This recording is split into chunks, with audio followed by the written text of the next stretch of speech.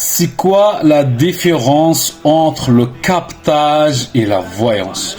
Je me présente, je m'appelle Mohamed, je suis dans le domaine de la ruqya, je vais aider les personnes à se guérir, à se sortir avec une manière qui sera légiférée, sans utiliser des ambiguïtés, sans utiliser des choses qui sont interdites.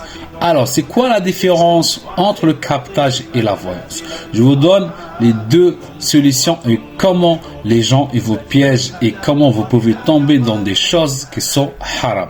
La voyance, c'est quoi? La voyance, c'est quelqu'un, il va aller chez quelqu'un pour le voir, il va dire un exemple, qu'il m'a fait de mal, qu'il m'a fait ça, qu'il m'a fait ça.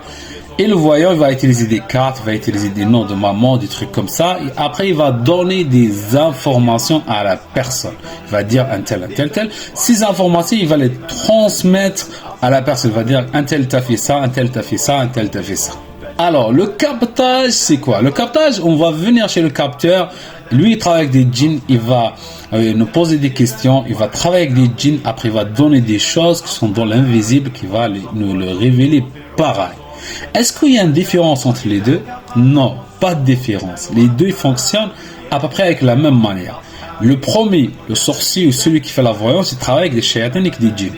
Et celui qui fait le captage, pareil, il travaille avec des shayatines et des djinns qui lui ramènent des informations, qui lui donnent ces informations. Ces informations qu'il lui donne, après lui, il les partage et après il donne à la personne. Alors, il y a pas une différence entre le premier ou le deuxième, les deux ils sont pareils. Faites attention à vous, ne vous faites jamais tromper par des gens qui font du captage parce que votre cas, il peut s'aggraver, il peut malgré vous trouver des personnes qui vendent des rêves, mais ça marche pas, ça va pas vous aider dans rien du tout. Vous avez empiré votre cas. La ruqya shar'iyya, comme l'a fait le prophète sallallahu alayhi wa sallam, il a des conditions. Ces conditions, il faut qu'ils seront bi'idnillah respecté.